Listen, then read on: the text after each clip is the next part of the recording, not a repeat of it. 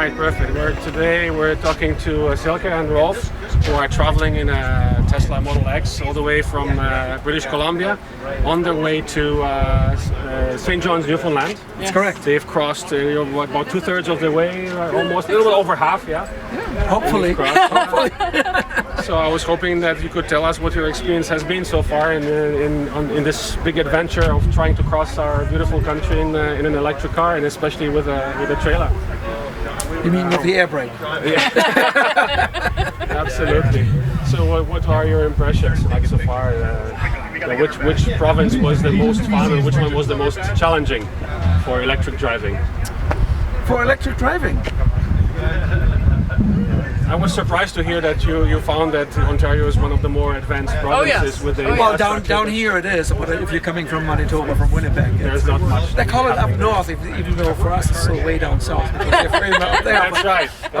I guess that's the last people that actually live. Here you're in about the same height as Madrid, Spain. So you look at the map, it's surprising. Yeah, that's right, exactly. And right now here, of course, we very much enjoy the supercharger network again. The last one we had before that was in Red Deer, Alberta. And then in between there, it was mostly going from campground to campground. And that was because then we had time overnight. We had 14 hours to charge the car again, instead of stopping somewhere in the middle of the day and then just waiting for 3-4 hours and not really getting much of a charge in. So that's a little bit of the challenge. Otherwise, it's been fun. So what was the biggest distance that you did in a day? Let's say. Probably using a 300. About no. Well, we had very little in superchargers. Yeah. Right now we have superchargers here, but we were just doing short hops. So. Yeah, we were not. We will see that on Monday or Tuesday when we're going east from here, and we can maybe schedule 2 or 3 superchargers and through. That would be interesting. Yeah. So you scheduled your trip mostly with a distance of about 250 kilometers per day, type of thing? Up to 300, because then we will need about a 2-hour lunch break at some countries here is 90. If I remember right, I think we've done 3,500 or maybe 4,500 kilometers between 2 superchargers with just level 2 chargers, just slow. So this may be some kind of a record, except for the people that are just crossing Siberia right now on the electric race around the world. Yeah. So that's great. I mean, our extra challenge is that pulling a trailer, instead of doing just over 400 kilometers on a full charge, we can only do about 250 kilometers, and that's while we're driving 70 kilometers an hour. So that's a challenge. So in between the lines, you can probably already read that we would like to have a few more fast chargers on that route. Fast chargers, absolutely. Not just chargers, but fast chargers. Yeah, because charger-wise, the area is covered. You can go all the way west to east. It's a question of time and how much time you want to spend really charging. So in your case, because you're using campgrounds, it makes sense to actually tow a trailer with you, because then you stop there for 12-13 hours. Obviously, sometimes we stay for 2 or 3 nights because it's a nice place. Yeah. So if you're just camping and you're happy with only doing 250 kilometers a day, it's absolutely fine. We had some beautiful times up there, but the nice countryside is on. We did not want to go any faster or any longer. So you mentioned that you've owned the Model S, and you still own the Model S as well before. So when did you start driving electric? Pretty much just when they came out? No, we're not early adopters. We actually admire the early adopters because we're not. Summer 2014. Okay. It's 2014 in April, I think, that I first saw a Tesla Model S down in Florida. I had no idea. I had only heard about the Roadster. I was never a sports car person. And then once you tried it, you got converted right away. Well, all I needed to see was the big trunk, because I always you were sold on the trunk. Besides everything else, that was the limiting factor. I need something to get my 2x4s in, and my sails for my boats, and I need to get stuff in there. So if I don't have a big trunk, I'm not happy. hatchback is. I always had station wagons before.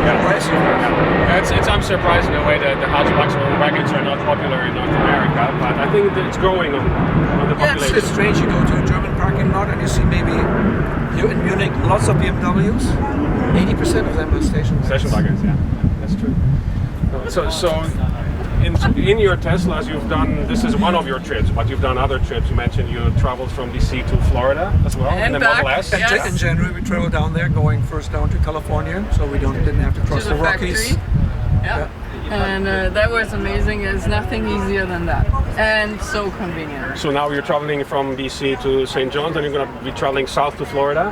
Yep. again, That's right. Spending a winter there, and then you will go take the southern route Yep. through Alabama and Arizona. That will be what we've done before, pretty Yeah. much. Okay. Yeah. So, but the east coast of the U.S. is completely new to us, so that'll be very interesting too. You know, I do this trip every year, and I can guarantee you that you will love it. It's interesting. You know, there's so many different places on the sea. There's mountains on the way as well, so that will be challenging for Electrica. But then they have superchargers everywhere. Yeah. So you should be good. I calculated the route a few times to show people, navigate to Miami, and everybody, what? And quite often I see it's actually skipping superchargers. Yeah. So you have enough of a distance, like you said. By that time, you may not have the trailer anymore, so you'll be just heading, testing the limits, the true limits of the Model X. The car will always be waiting for us because our pee break and coffee break is longer than the car's charge break. Yeah. That's what we found on our trip. Yeah, absolutely. No, this is the great idea. So this is your first trip in this Model X, yeah? We had it for, I don't know, 5 days, and then we took off. Wow. We got it on June 5th, I believe, and we left Victoria on June 11th. So what is your impression now of the Model X versus your other Model S's before? Well, it's a definite step up, especially on the interior. Well, first of all the gadgetry, all the automatic stuff and so on, it's very high up.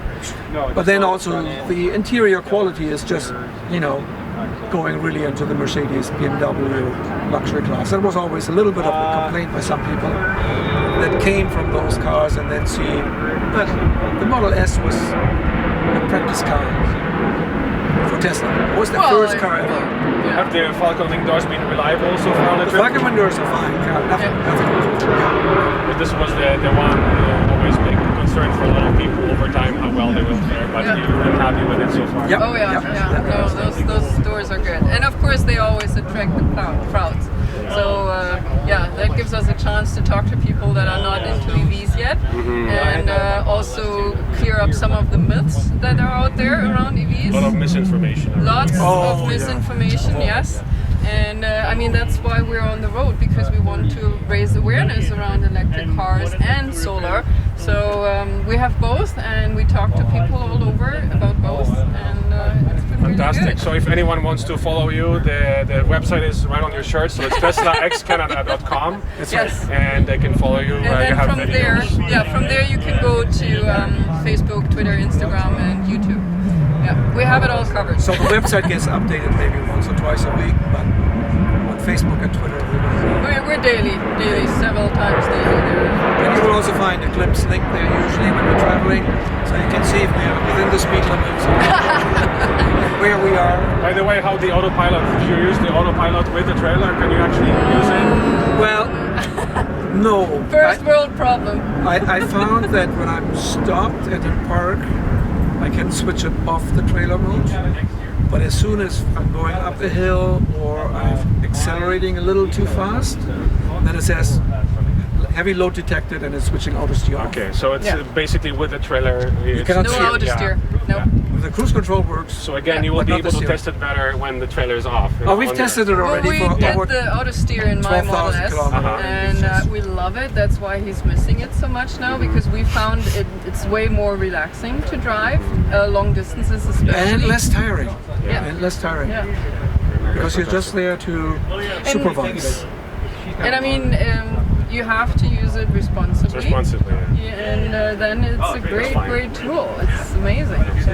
Well, thank you very much for your time. It was great talking to you. Thank you. And people can follow you on your website. Thank you.